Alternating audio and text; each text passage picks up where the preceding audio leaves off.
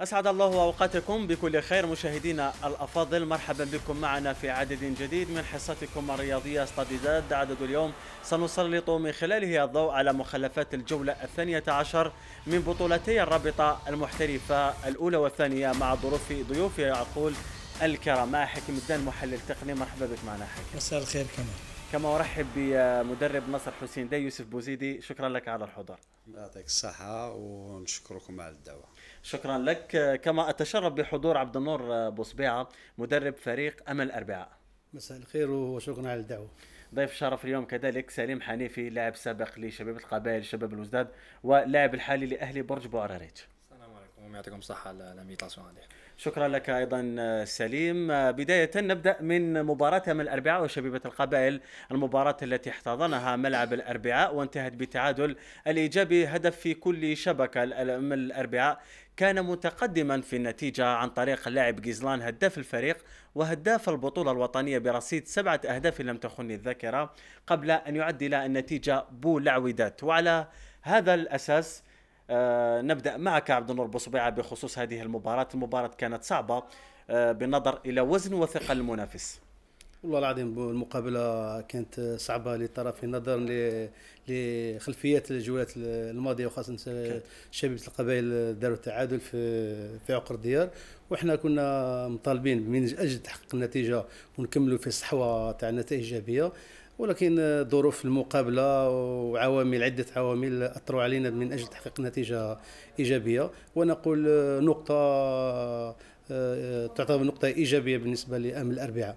الشيء الجميل أنك لم تنهزم منذ أن توليت العارضة الفنية لفريق أمل الأربعاء. منذ رحيل يانوكوفيتش أشرفت على مباراة دفاع تجنان تعادلت فيها، كذلك مع مولودية الجزائر في مباراة ولا أروع كنت منهزم في النتيجة ب3-0، ثم عدت في اللحظات الأخيرة أمام نصر حسين داي فزت، وأمام شبيبة القبائل تعادلت اليوم. يعني قراءتك لإحصائيات الفارق؟ والله إحصائيات الفارق أنا تعتبر الإحصائيات على 4 مقابلات تعتبر إيجابية نظرا للظروف اللي عشناها والنتائج اللي كانت من قبل، وهذا نتائج ما جاش صدفة، جات بفضل العمل الجماعي، وخاصة مع اللاعبين اللي قدرنا باش نخرجوهم من الوضعية الصعبة اللي كانوا فيها، وخاصة من الناحية المعنوية، وين كان عندنا عمل كبير من الناحية البسيكولوجي، وقدرنا نحققوا نتائج إيجابية، وهذا بفضل تضافر الجميع.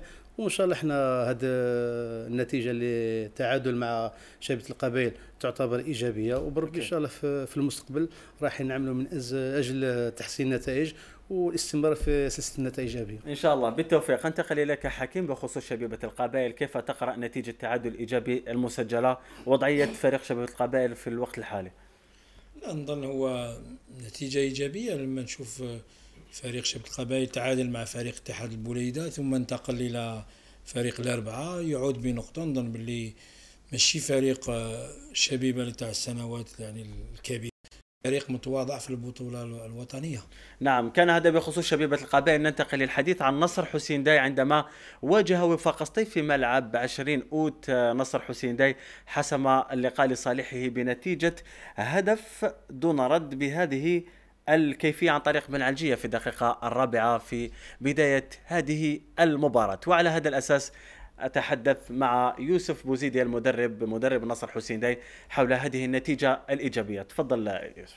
على كل حال نتيجة نقولوا إيجابية، لأن بعد الخسارة تاع المقابلة أمام الأربعاء كنا يعني درنا تربص في تونس من أجل باش نبريباريو يعني المقابلة تاع سطيف، والحمد لله كنا بون. سطيف يعني كان له نزيدو نهضروا عليه، كل ما يجي صافي 9 سنين للجزائر يدي يا نقطة يا 3 نقط. صح. وانا نقول باللي كنا متخوفين، ولكن يعني بفضل يعني اللاعبين والمجموعة يعني بصفة عامة والمسؤولين والطاقم، انا برين ديسيزيون، درنا ان ستاج دخلناهم يومين قبل المقابلة، وكانت يعني الروح القتالية هذيك، واللاعبين كي يحبوا يديروا حاجة نعم. الحمد لله كانوا في المستوى. نعم كوتش، يعني شيء الملاحظ من خلال نتائج نصر حسين داي في الآونة الأخيرة، فزتم على اتحاد الجزائر قبل انتقالك للعارضة الفنية للنصرية. فنصر حسين داي فاز على وفاق سطيف مثل ما شاهدنا، على شبيبة القبائل، على مولودية الجزائر، حتى قيل بأنه نصر حسين داي أصبح يعني حاضر في اللقاءات الكبرى فقط. لا هذه والله يعني أعطيتني فرصة باش نوضح.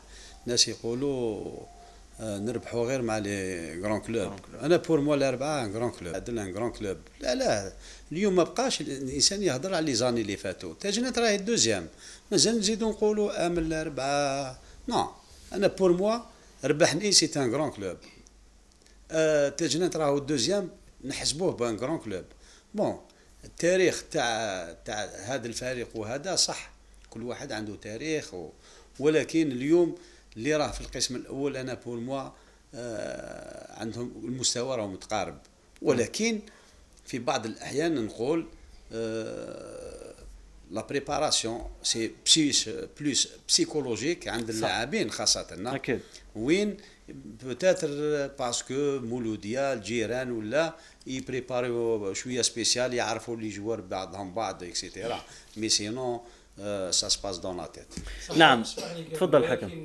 يوسف كاينه حاجه، كل ما تكون مقابله كبيره نقراو في الجرائد نقولوا سطيف شحال عندكم ما ربحتوش 9 سنين وقت. كل هذا هو يعني ما هو السر. من نهار جيت انت راك تطيح غير هاد الارقام هذول. يعني نقول لك الصح، هنا سي اون موتيفاسيون سوبليمونتير. كي تقرا يلحق الماتش تاع شبيبة القبائل المولوديه سطيف، اللي يهضر معاك يقول لك 9 سنوات 14 12 سنه. الو احنا تانيك ولينا نتموتيفي اوتوماتيك. دوك اليوم تحبس هذه تاع 9 سنين و10 و14 سنه نحبسوها باش نولوا 0. الارقام كانت في صالحكم من اجل تحطيم الارقام القياسيه. على كل راهم موتيفيونا دون سو سونس طون ميو. بالنسبه لحصيلتك مع نصر حسين دي 4 تعادلات 3 انتصارات، هزيمه واحده، حصلت 13 نقطه من اصل المباريات التي هل انت راضي على هذه الحصيله؟ أنا لحد الساعه هذه راضي، ولكن عندنا حساب مع الإدارة اللي إن شاء الله نلحقوا الواحد، نقول 21 شوف 21 نقطة باش ما نطيحوش يعني في المشكل اللي كان عندنا العام اللي فات. على الأقل من أجل تفادي سيناريو الموسم الفارط. ننتقل إلى أمل الأربعاء، نعرض عليكم صور أنصار أمل الأربعاء وفريق أمل الأربعاء. هذا الفريق الذي عانى في الجولات القليلة الأخيرة. كوتش، بخصوص يعني فريق أمل الأربعاء التركة ربما كانت مسمومة إن صح القول بعد رحيل ياناكوفيتش، تعاقب العديد من المدربين على أمل الأربعاء، توليت العارضة الفنية. كيف كانت المأمورية عندما توليت العارضة الفنية؟ بطبيعة الحال كي تحكم المأمورية في فريق يكون جريح وما حققش نتائج إيجابية في المرحلة الأولى، راح يكون عامل كبير يستنى المدرب. وإحنا بفضل الإرادة وبفضل توعية الشبان هذوما ورجعنا من سكت العمل ويديروا دي ساكريفيس بوندو لي زونطريمون ويعملوا كثير حاجه والتركيز كبير في التدريبات وفي المباريات. نجمنا باش نخلقوا هذا الانسجام ومن اجل تحقيق هذه النتائج. نعم كوتش، ننتقل مع الزميل نجيب للحديث عن مباراة أخرى، تلك المتعلقة بمواجهة نصر حسين دي وأمل الأربعاء. شاءت صدف أن المدربين التقيا في نفس البلاطو. المباراة التي لعبت من دون جمهور وانتهت لصالح فريق أمل الأربعاء ب3 أهداف لهدف واحد. كوتش، بخصوص هذه المباراة يعني قراءتك للفوز الأول اللي سجلته مع فريق أمل الأربعاء. والله احنا الفوز تاع نصر حسين دا كنا شغل بعد النتيجة الإيجابية اللي حقناها التعادل أمام مولودية الجزائر، عطاتنا دفع معنوي كبير للاعبين، وزيد في خلال أسبوع كانت هناك تحفيزات وحضرناه من الناحيه البسيكولوجيه مليح، وكانت ستا ماتش دو كونفيرماسيون باللي ليكيب راهي دارت ديكليك راح ديماري في الماتش هذايا، وكانوا اللاعبين مركزين كثير وكانت عندهم اراده كبيره وعزيمه، وبفضل هذا الشيء تمكنا باش نعملوا الفرد. ونفس الشيء بالنسبه للنصر حسين داي. في المقابله تاعي ما شفتش باللي عندهم الحراره، عندهم الشجاعه. شغل كانت عندهم شويه بالك، هنا المدرب هو يكون فاهم هذه، بالك كان عندهم شويه الغرور وكل حاجه. نعم. بعد النتائج بعد الفوز على مولودية الجزائر على شبيبه القبائل، جاوا باللي المقابل تاع امل الاربعاء راهم في منطقه الخاطر، في جو باللي راح نعملوا نتيجه ايجابيه شغل اسيري الماتش. نعم. توافقوا كوتش بخصوص ما قال؟ انا نقول باللي المقابله هذيك كل واحد عنده اون بار دو ريسبونسابيلتي، منهم انا.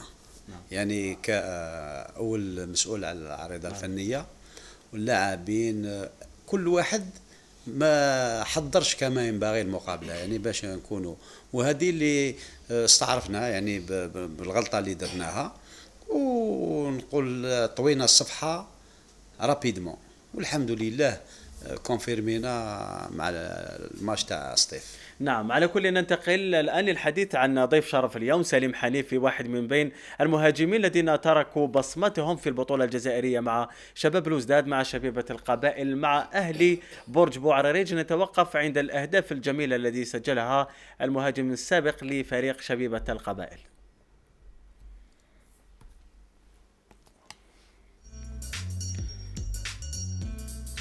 ما جابوناش.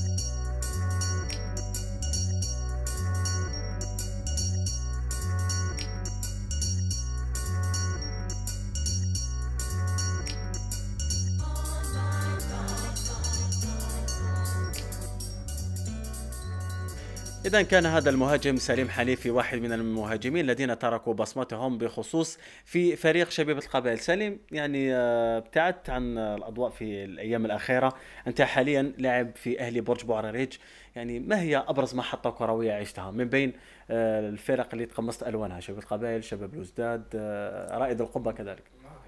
Moi, avant tout, c'était. J'ai fait tous mes classes في رائد القبة. وين سي غراس هذا الكلوب هذا اللي راني هنا اليوم. دونك وين لا دانيير سيزون اللي دارت القبة جي في اون بون سيزون، كملتها ميور بيتور تاع الشامبيونا، تما اللي لحق لي كونتاكت مع شبيبة القبائل. ايطون ان سيبورتور تاع شبيبة القبائل، شغل كانوا عندي دوتر كونتاكت، مي رحت للكلوب هذايا الحمد لله. لا بريمير اني تاعي جو بونس افوار في اون بون سيزون مع شباب القبائل. شاهدناك تألقت بشكل لافت وسجلت أهداف ولا أروع، خاصة المقصية سنشاهدها سوية. يعني ما هو سر تألقك مع شباب القبائل دون الفرق الأخرى؟ بون جو بونس انا في شبيبه القبائل لي بروميي طون تاعي في شبيبه القبائل جيتي نوفو، جيت من لا دوزيام ديفيزيون وين كانوا دي جوار كونفيرمي كيما كان نبيل حماني الله يرحمه ويوسع عليه، كان بول مدايس، كانوا دي جوار شغل خلاص داروا اسماوات، وانا جيت من قبه من تحت شغل واحد ما كان يستنى فيا ندير اون بون سيزون. وين طحت مع نونطرينور جو بونس لي مد لي لا شونس تاعي مزيان ايغيل. نعم. نشكرو على باسكو انا كي جا ما كنتش نلعب. نعم. اون سيمان ابري جا لعبني مع الخروب، سيتي البريمي بيت تاعي في الشامبيونا، ثم صا ديماري زيد البيتا سعيده ثم الحمد لله جيت اون كونفيونس والحاله كانت تمشي معاها. حاليا انت لاعب في اهلي برج بوعريريج، كيف هي وضعيتك مع فريقك الحالي؟ بون اكطويلمون شغل صراني ان بروبليم في البرج، يعني فاهم ماتش دو شون ابري ماتش تاع شامبيون صراني ان بروبليم وين دوبوي هذاك النهار دوكا شغل راني حابس مع ليكيب هادية. جو فولي ريغلي لو بروبليم هذا، جو فولي ريغلي هذا لو بروبليم الاميال، كنت حاب نريغليها سون بروبليم سون بلا ما نلحقوا الجيران باسكو صرات بزاف هضره، مي مالوروزمون ما البروبليم هذا ما تحلش و on va essayer هاد لا سيمين نريغلوها اون فوا بور توس ان شاء الله. ان شاء الله يصل الطرفان عند الحل الانسب. ننتقل اليك عبد النور بخصوص واحد من المهاجمين كذلك الذين تركوا بصمتهم، بلال غيزلان لاعب الايفوار الذي ينشط في فريق من الاربعاء، سجل لحد الان 7 أهداف. نشاهد سويه الاهداف التي سجلها بلال منذ انطلاق الموسم الكروي الجديد.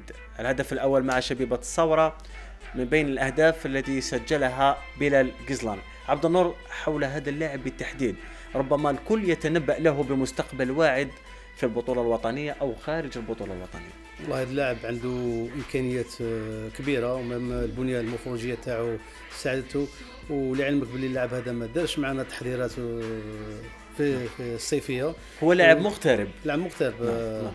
يعني يعيش في فرنسا ليس في كوت ديفوار. نعم. زدت في فرنسا، عايش في فرنسا، دار لي كلاس تاعو في فرنسا. قلت لك هو لو عمل تحضير معنا في الصيف كما بقيه الاصدقاء، لكن عنده كلام واحد اخر. الان هو يلعب ولكن ما يقدرش يكمل حتى 80 مينوت، يوصل 60 مينوت يحبس. مشكل في الجانب البدني، التحضير البدني. المشكل ما داش تحضيرات نعم. في الصيف. لهذا احنا رانا نعملوا معاه ودائما نعطيو له عامل خاص به حتى يوصل للمستوى تاع اللاعبين. نقول لك لما يوصل للمستوى الحقيقي تاعو راح يعطي دفعه كبير للفريق. حتى انت يعني اعطالك حلول، منح لك حلول خاصه على مستوى الخط الهجومي بدليل انه يسجل اهداف. نعم. الشيء اللي عنده الايجابي التمركز فوق الميدان، وخاصه داخل لا سيرفاس يعرف يركز روحه مليح. نعم. الحديث عن التحضير البدني يقودنا للحديث عن تربص تونس. كوتش، يعني في كل مره تحضروا في تونس تعودوا الى الجزائر تقدموا نتائج طيبه، مثل ما شاهدنا مؤخرا مع وفاق سطيف فزتوا، مع مولودية الجزائر كذلك فزتوا، كنتوا في تونس وعدتوا إلى الجزائر وفزتوا على مولودية. اسمع لي صافي كل سنه يروحوا لتونس على حسابك يسوي. لا كل سنه تونس ونجوا نلعبوا. نو باسكو رحنا دو فوا سي فري كو كانت عندنا مرحله صعيبه ما يخفالكش، بعد ما تنهزم 3 مقابلات على التوالي ومن بعد تجي تسقم تلقاها شويه، ولكن كي تكون عندك الوقت تكون يمتي تراف تستغل الفرصه، تستغل هذيك. لماذا لا بروميير فوا استغلينا يعني في كاع لي دومان سور لو بلان فيزيك تكنيك و تاكتيك و مام سور لو بلان مورال، وين سيرتان جوار يفالي الانسان يهضر معهم. الحمد لله كي رجعنا بنتيجه ايجابيه من تونس ديريكت للتاجنات للمولوديه للجي اس كا. هاد المرحله هذه قلنا 8 ايام نزيدوا ندوهم. لماذا؟ خاصه في الجانب البسيكولوجي بعد الانهزام هذاك تاع امل الاربعاء قلنا نعاودوا ندوهم. وكاين اسباب لي جلي غارد بور موا باسكو علاه كاين حوايج وين خدمناهم اللي تبقى بيني وبين اللاعب. ما يخفالكش باللي في 8 ايام درنا دي ريونيون بلوس انديفيدويال كو كوليكتيف، كل واحد بالكات تاعو دخلنا يعني وين فليت جوار يعني واش عنده مشاكل عائليه دراهم اكسيتيرا اكسيتيرا، وين زاد الحق رئيس الفريق كاين لاعبين كانوا مازال ما هضرش معهم الرئيس التما عاود هضر معهم، وكاين اللي رينوفلاو زادوا مضاو في تونس معناتها، وزدنا كملناها بمقابله تاع كلوب افريكان نادي الافريقي يعني ماهيش من سهل باش دير مقابله معاهم وين كان جمهور غفير وحبوا يديروا نتيجه، ودرنا فريق وسقمنا لتما وحضرنا. نعطيك على سبيل المثال لعبنا والي اول مقابله مدافع ايسر سيناه لتم ماضي اول مقابله تاعو، كاين بن علجيه سيناه في اغوش وين لا دوني ساتيسفاكسيون. في المقابله هذيك كونفيرميناه مع ستيف وسجل. يعني نقول باللي درنا اسبوع الناس كانوا ممكن يستناو فينا.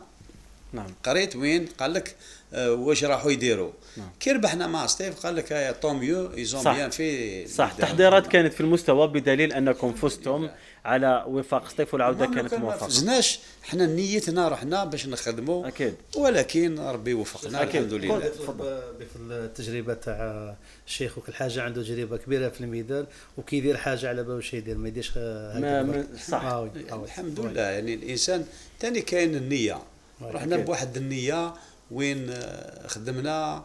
ونقول لك الصحه يعني ما من اللاعبين رغم ما راحوش معايا 4 لاعبين كانوا زوج عندهم مشكل تاع الباسبور وزوج كانوا عندهم اصابات، ولكن المجموعه وربحنا 5 لاعبين من الامل من لي زيسبوار اللي راحوا معنا، وزوج كانوا في البنك الاحتياط وواحد كان مع ليكيب ناسيونال. نعم. يعني سودينا الجروب. كاين حاجه ثانيه لان لما تكون هكا كي تاخذ سمانه دير عندك المجموعه كاع في يدك سي سا لافونتاج، تقدر تتكلم معاهم كما قلت انت دي ريونيون انديفيديوال، خاطر سي ديفيرون كي تكون هنا في الجزائر كل واحد يدخل للدار يدير لونطريمون واحد للدار وما عاد كاين لا بريباراسيون انفيزي مع باش راه يروح جوار واش راه يدير.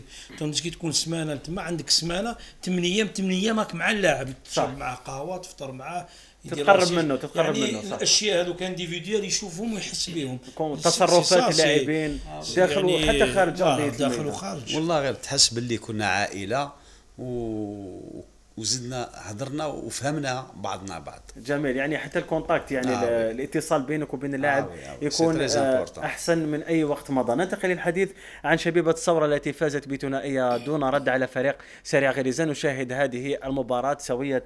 الهدف الاول سجله بابيدي في الدقيقه 61 قبل ان يضيف زيدي النتيجه، او عفوا زيدي هو من اضاف الهدف، سجل الهدف الاول في الدقيقه 8 ليضيف بابيدي الهدف الثاني. حكيم، شبيبة الثورة لا تنهزم في أرضية ملعبها، هذه هي نقطة قوة شبيبة الثورة. باش دير بطولة يعني مليحة في البطولة تاعنا لازم تفوز داخل الديار، اللقاء داخل الديار يعني وتجيب بعض النقاط خارج القواعد. يعني هذا يسمح لك باش تكون في كما نقولوا احنا في البوديوم. سي غاني. وهذا العام رانا شفنا عدة فرق عندهم مشاكل باش يفوزوا داخل الديار. نعم. عكس خارج الديار وين تقدر تلعب لما تكون عندك اون بون استراتيجي وين تقدر تحقق نتائج ايجابيه. والسنوات القليله هذه الاخيره نظن هناك عده فرق اللي يحققوا نتائج خارج الديار، لان ما تنساش كمان لما تلعب في الديار داخل الديار عندك ضغط تاع الجمهور. صح. لان لما تلعب تي سو بريسيون وبعد ربما يكون لما ما تسجلش يعني في بدايه المقابله يكون عندك يعني الشك وكذا وكذا. وحنا تاعنا تعرفهم الجمهور ما يصبرش يطالب دائما بالنتائج. 30 دقيقه الاولى ماذا بيا تكون ديجا تيفا بلي الماتش ورسيفو يعني ماتش. وهذا الشيء اللي لاحظناه مع فريق من الاربعاء. هل احسست كوتش بنوع من الضغط مفروض عليك منذ توليك العريضه الفنيه؟ حقيقه الضغط منذ الجولات الاولى وحنا عايشين ضغط. اما الاربعاء تعرف ما لعبنا زوج مقابلات في داخل الديار، الاغلبيه لعبناهم خارج الديار. ونقول لك الضغط كيكون بالجمهور يكون ضغط كبير. نعم. نعطي المقابله تاع مولود الجزائر وين كان الجمهور كبير تاع مولود الجزائر، احنا ما كانش علينا ضغط، واللي جوار تماك لعبوا ملي بين سو لي بلون بسيكولوجي كانوا داروا في راسهم او امنوا باللي راح يلعبوا حتى لاخر دقيقه والحمد لله. نعم، بالنسبه لسريع غليزان بحسب تصريح الذي ادلى به عزيز جلالي اليوم استقاله جماعيه بحسب ما صرح به عزيز جلالي ورئيس الفريق حكيم بوهني في انتظار ما ستسفر عنه التطورات القادمه. ننتقل للحديث عن دفاع تجنات الذي فاز بهدف دون رد على شباب قسنطينه. نشاهد صور هذه المباراه. الهدف الوحيد في اللقاء سجله هدف في الدقيقة 28 والظاهر بأنه شباب قسنطينة لا يعيش أحسن أحواله هذا الموسم مثل حكيم الموسم الفارط. تعثر في الجولات الأولى ثم تكلمنا عدة مرات على شباب قسنطينة. نظن باللي فريق عنده إمكانيات كبار. نعم. فريق عنده ملعب كبير. نعم. أرضية مليحة. جمهور يعني من أحسن جماهير في الجزائر. نعم. ولكن نتائج ما يمشوش. نتائج من يعني فريق اللي ما فهمناش واش صار في هذا النادي، لأن كل الأشياء يعني كاينه باش يحققوا فريق كبير ونتائج كبيره. وللاسف كل سنه نقولوا هذا العام، كل عام نقولوا هذا العام، ولكن كل عام اللي يجي يكون بير كو سولوي كي باس. بالمقابل زميلك السابق في شبه القبائل بوغراره يقدم احسن مقبله. يوسف تكلم يوسف بوزيدي تكلم على تاجنات كما نقولوا. يعني هناك فرق عايشين بالتاريخ تاعهم، ولكن لا رياليتي سي كي نشوفوا تاجنات النتائج اللي يحققوها. بوغراره المشوار تاعو اليمين اللي نحييه بالمناسبه، المشوار تاعو من اللي بدا مع هذا النادي لليوم يعني راه اكستراوردينير. يحقق نتائج، يربح السياسي، يربح خارج الديار، يربح ضد المولوديه هنا في بولوغين. يعني ويقولوا كما قال كتقول تاجنات، يعني سي كوم سي حاجه. ولكن تاجنات حاليا من احسن الفرق في البطوله الوطنيه، واصبح دفاع تاجنات معادله صعبه في البطوله الوطنيه بدليل احتلاله المركز الثاني في الترتيب العام، فيما شباب قسنطينة يهدر العديد من النقاط. سلسله نزيف او مسلسل نزيف النقاط يتواصل مع فريق السياسي. نستمع لما قاله انصار فريق شباب قسنطينة حول الوضعيه الصعبه الذي يعيشها الفريق. النتائج السلبية اللي سجل فيها فريق شباب قسنطينة هي حتمية وتحصيل حاصل بالشيء اللي سبق. في خلال فترة الصيف كانت الانتدابات مش مدروسة نوعا ما. ضف إلى ذلك أنه الشباب يعرف حالة لا استقرار على مستوى الإدارة أو الطاقم الفني. كل هذه العوامل جعلت الشباب يعاني هذا الموسم. ولو تستمر الامور على هذا النحو النادي الرياضي القسنطيني قد يخسر مكانته ضمن حاضره الكبار. نقولوا شركه شباب قسنطينه ولا بالاحرى شركه التصيلي المالكه لغالبيه الاسهم بعد رفع راس مال الشركه مؤخرا ولات 98.38%. نظن باللي مسؤولي التصيلي كانوا سبب في إطالة المرحلة الانتقالية. يعني منذ استقالة بن طوبى اليوم 16 جوان لم يتم تعيين مدير عام جديد للشركة إلا مؤخرا وين ولا السي حركاتي. نظن باللي شباب قسنطينة راهو يجني في ثمار الصيف الماضي. الميركاتو تاعو ما كانش موفق، بدليل يعني انه 7 لاعبين جابهم راهم 3 برك اللي راهم يلعبوا اللي هو بزاز واكساس وبدرجة اقل يعني غربي اللي ولا في هذه الجولتين. نظن باللي شباب قسنطينة المشاكل تاعو بدات في الصيف. كنتحبوا سياسي في الوقت سيتو الاسبوع هذا نجيو مع شباب قسنطينة خليونا من المشاكل، ننقذوا شباب قسنطينة من السقوط. باسكو كما قلتها في اول مره راهو الاول على ريقابل، ثم الاول منهدد بالسقوط بعد الثالث. واش نقول لهم نوقفوا مع شباب قسنطينة السمانه هذه. سياسي مش يعني في الاونه الاخيره من اللي بدات الشامبيونه ويعني بد ملي جات الاداره هذه اللي فيها حداده بيرو ما ندوش بيرو باه حنا نروحو نسفسروا على ليكيب ما كانش غاشي يروح لونطرينمون يروح كدا كلش في الجزائر او هارب خلاص هو من السياسي او هارب. حنا ولينا كارثه تروح تقطينا هذه الطاسيلي كنا بحضنا لايوت حضنا سبونسور نمشيو الكيف بدراهم الشاب تمشي السياسي. حنا ما راح نطيحو، حنا كون خسروا الماتش الجاي مع لمسيه رانا نطيحو. إذا كان هذا جانب من أنصار شباب قسنطينة الذين أبدوا امتعاضهم الشديد من الوضعية الصعبة التي يعيشها فريقهم. ننتقل للحديث عن اتحاد الجزائر الذي فاز خارج الديار على جمعية وهران بهدفين دون رد. الهدف الأول في اللقاء سجله ربيع مفتاح على إثر ضربة جزاء قبل أن يضاعف النتيجة أندريا اللاعب الملغاشي. هذا جانب من الفرص التي أهدرها فريق اتحاد الجزائر وكذلك جمعية وهران. وعودة اتحاد الجزائر حكيم إلى الرابطة الأولى بعد نكسة أو بعد خسارة التتويج الإفريقي كانت موفقة. اللاعبين لم يتأثروا بضياع التتويج باللقب الإفريقي. لا، هم تأثروا لأن لما تنهزم في النهائي ما هوش سهل، ولكن صح. يعني النادي يعني لو كلوب راه واعي باللي الى باسي ان كاب، لهذا اللي يعاود ولا يلعب في البطوله باللاعبين اللي عنده يعني وعده لاعبين مصابين، ولكن ما زالوا يحقق نتائج ايجابيه. راه يفوز داخل الديار وخارج الديار.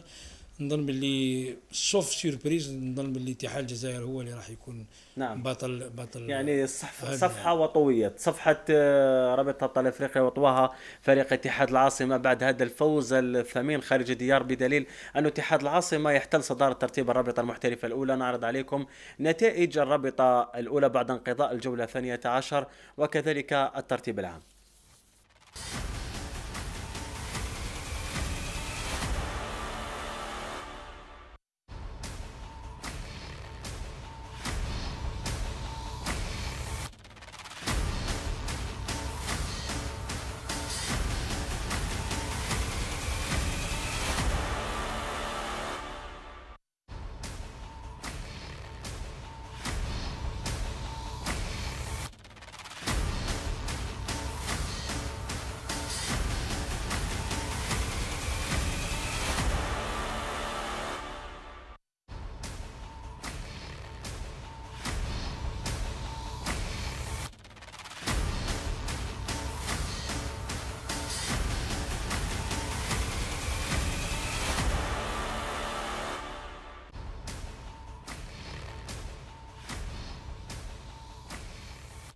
إذن يبقى اتحاد الجزائر يحتل صدارة ترتيب الرابطة الأولى برصيد 25 نقطة. ننتقل إليك سليم للحديث عن واحدة من أبرز المحطات الكروية التي عشتها مع مدرسة رائد القبة. نشاهد الصورة الأولى إن أمكن، الصورة التي كان ينشط فيها سليم حنيفي مع رائد القبة. تعليقك حول الصورة؟ هذا سيتي آخر مقابلة لي مع رائد القبة. أنا وين كنت مضيت عقدي مع شبيبة القبائل ولعبت آخر مقابلة مع القبة وين نجدة الأنصار كرموني كنت هداف الفريق في هداف البطولة ب 17 هدف، وين نجدة الأنصار كرموني والكاتورزاني اللي جوزتهم في القبة. هذا هو سيتي الدرني ماتش تاعي مع ولفت انتباه إدارة شبيبة القبائل أنذاك وانتقلت إلى الشبيبة في تلك الفترة. قبل الماتش هذا لو داني ماتش كنت سينيت الكونترا تاعي هذا سيتي الماتش داديو مع رائد القبة. بالنسبة لرائد القبة يعني الفريق وضعية صعبة يعيشها في هذه الفترة. مدرسة كروية عريقة كرائد القبة أنجبت العديد من اللاعبين الكبار على غرار عصاد. يعني برأيك ما هي الأسباب التي أدت إلى تدهور نتائج الفريق؟ انستابيليتي او سان دو كلوب هذا وين شاك اني كل خطره شكون يجي كسا سوا بريزيدون ولا لي زونترينور. جو بونس كان القبه هذا يميريت با لا ديفيزيون اللي راهم فيها ما يستاهلوهاش. كاين دي زيكيب كيما القبه ولا النهد جيران. جو بونس كو لي دو كلوب يميريت دو جوي لي بروميير اوف بروميير ديفيزيون. نعم نعم الله سافا شونجي. نتمنى التوفيق لفريق رائد القبة والعودة سريعا إلى يعني المستوى الذي يمتاز به هذا الفريق العريق. كوتش تفضل. أنا عندي سؤال. نعم سؤال. أنا ما نجمش كيفاش نلقاو لا ريبونس، كيفاش تكون بيتور في القبة وملي كنت صغير وانت تسجل أهداف. نعم. الميتي تاعك تسجل، وفي الشبيبة وين درت من بسيار بي جي اس كا دون سول كو كيفاش كانت يشيت هكذايا؟ باسكو علاه سي با نورمال او تعرف او ما تعرفش.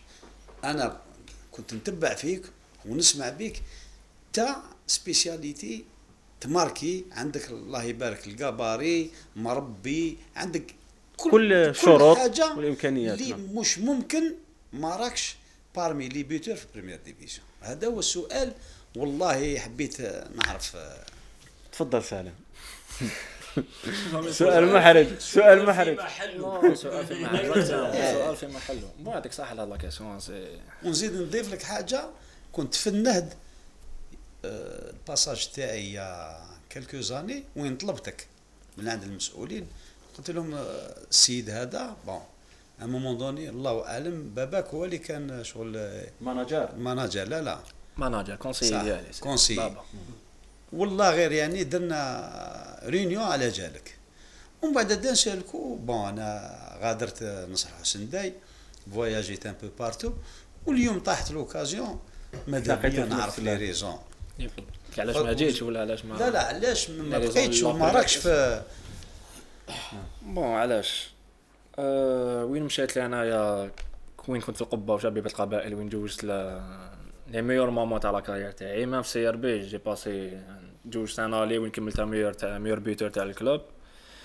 مي جو بونس كو في الفوت راكو تعرفوا راكو كبار عليا وتعرفوا خير مني الميليو تاع الفوت وين الشعب اون دور ما يعرفوش واش كاين داخل لي كلوب.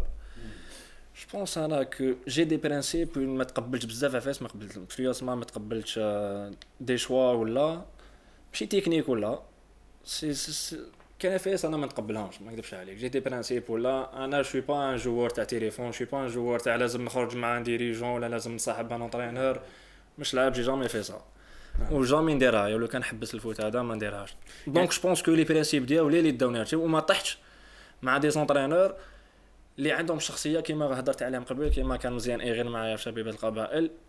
سيتي ان انترينور اللي عنده دي برينسيپ وين ما امبوزي بروحو. ما مش بونس كان واحد الناس واحد اخرين يقولوا له لا ما تلعبوش. كاين دي جوار حيماني الله يرحمه كاين بون دايس كاين مي لا هو دار ان ديكفيراسيون شغل لافي كونفيونس ان موا الحمد لله رديت له الخير هذاك. مي ابري تحت مع دي زونترينور وين يا بوكو دو بارامتر اللي ما. نعم سنعود إليك سليم. قبل أن نعرج الحديث عن الرابطة المحترفة الثانية وواحدة من المباريات التي أجريت لحساب الجولة 12 متعلقة بمباراة أمل بوسعادة واتحاد حجوط. أمل بوسعادة فاز بهدفين لهدف واحد، وبالغربي عبد الواحد مرة أخرى يسجل ويرفع عدده من الأهداف إلى 6 أهداف كاملة ويصبح هداف الرابطة المحترفة الثانية. نستمع لما قاله عقب هذه المواجهة.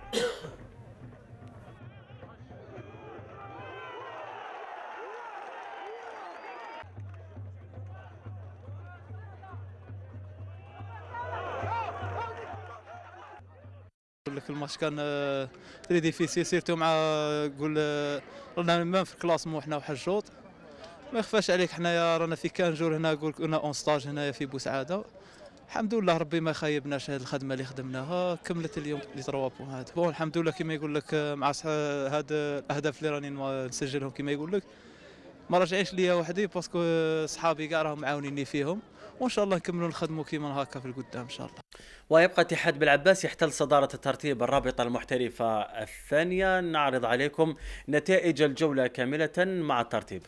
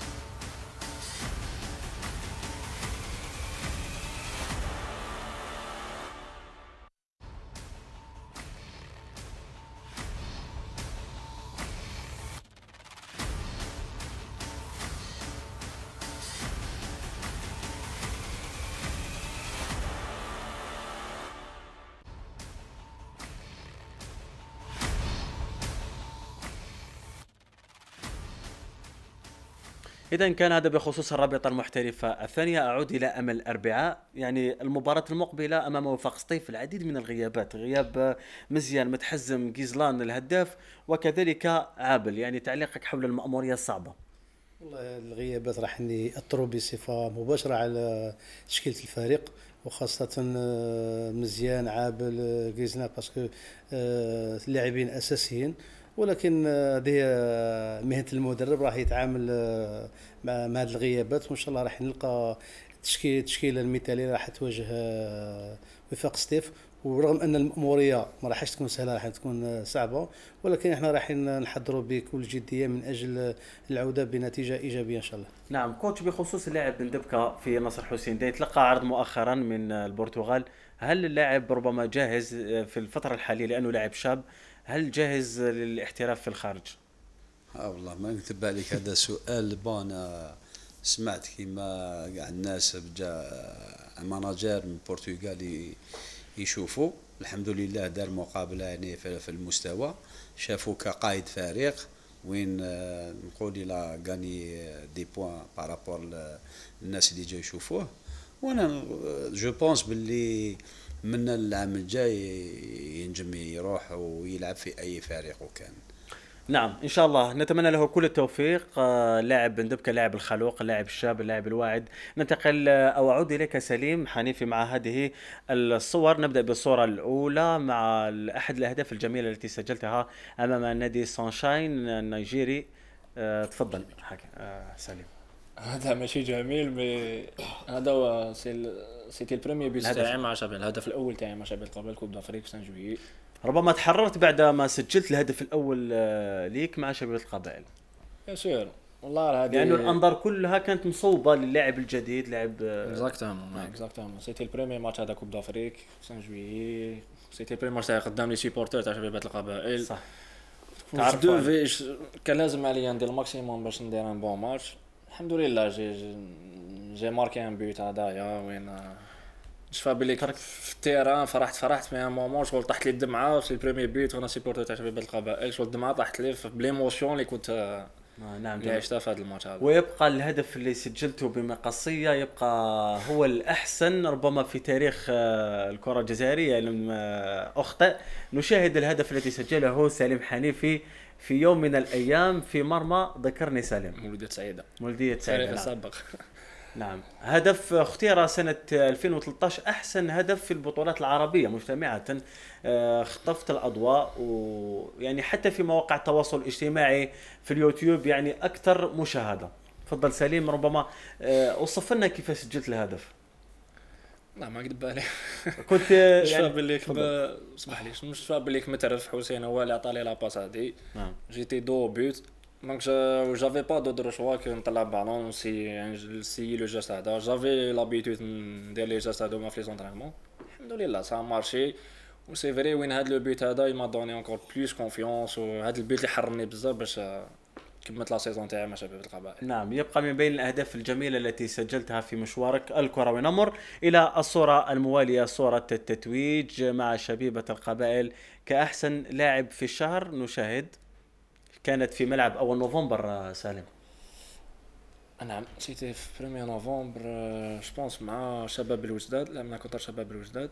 لاعب الشهر في البطولة هذه. نعم أحسن لاعب في الشهر. نعم من بين التتويجات الشخصية التي ربما أعطتك دفعة معنوية مع شبيبة القبائل. شبيبة القبائل أنا سيتي ما بلو بيل سيزون جو سي une saison incroyable malgré que malheureusement il n'y a pas eu de titre à la fin mais نهضر personnellement c'était une saison نعم استثنائية إن صح القول. قبل أكيد تفضل. بالك الصفات الحسنة تاعو هو لاعب خالق وكل حاجة، بالك هذه الصفات أثرت عليه مع بعض المدربين وفي بعض الفرق يفضلوا عليه لاعبين يكونوا يأثروا بزاف باسكو يسيبوه بالك هو إلي جونتي كل حاجة، معليش نحطوه دو كوتي ولا ما يدخل بلاصو باسكو ما يهدرش. ممكن جدا بلي هاد الحوايج أثروا عليه في المشوار تاعو. إن شاء الله على كل نتمنى له كل التوفيق. نتمنى له كل التوفيق مع فريق أهلي برج بوعريج ومع أي فريق يتقمص ألوانه. بالنسبة لأخبار محترفين، بالنسبة لكارل مجاني نشاهد سوية يغادر اليوم نادي طرابزون سبور التركي ويفسخ عقده مع هذا النادي التركي. أما بالنسبة لإسلام سليماني ترك بصمته في مباراته لمواجهة بنفيكا بهذه الكيفية. إسلام سليماني اللاعب السابق لشباب بلوزداد والمنتخب الوطني يساهم في تأهل فريق بنفيكا إلى الدور المقبل، والظهر فترة زاهية حكيم يعيشها إسلام سليماني. بالطبع هو راه في دون تري بون فاز، نظن باللي يستاهل كل الخير. وكما قال مقبلة يوسف، نظن افون سونتر في بور ماركي دي بوت. نظن باللي سليماني راهي يحقق كل يعني واش راهم حاطين فيه، الثقه اللي راه حاطه فيه الكلوب سبورتين كلوب du Portugal. Ils ont misé sur lui. Je pense qu'il est en train de donner satisfaction à 100%. نعم. وهذا لاعب يعني باللي هذا لاعب تكون وتربى هنا في الجزائر. نعم. مثال يعني لما يكون لاعب ثاني مربي من هنا ويلعب هنا، جدير ما عندهمش كاع لي بيكاري كاع دي جوار اوسي كي اون صح. مثال حي لكل شاب جزائري طموح وخلوق. على كل وصلنا لنهايه الحصه. شكرا لك حكيم الدان. الشكر موصول الى المدرب يوسف بوزيدي. كلمه اخرى. صح ماشي. مش تحب نقول لك نشكركم على الدعوه هذه، ونتمنى الحنيفي ان شاء الله يعاود يولي الى سابق عهده ويعاود يولي، لان نتمنى له كل خير على كل حال ان شاء الله. شكرا لك كوتش، وبالتوفيق لك مع فريقك نصر حسين داي. والشكر كذلك موصول الى عبد النور بصبيعه مدرب فريق من الاربعاء، وكذلك الى سليم حنيفي. مشاهدينا الكرام، اضرب لكم موعدا يوم الخميس المقبل. تقبلوا مني اطيب المنى، في امان الله.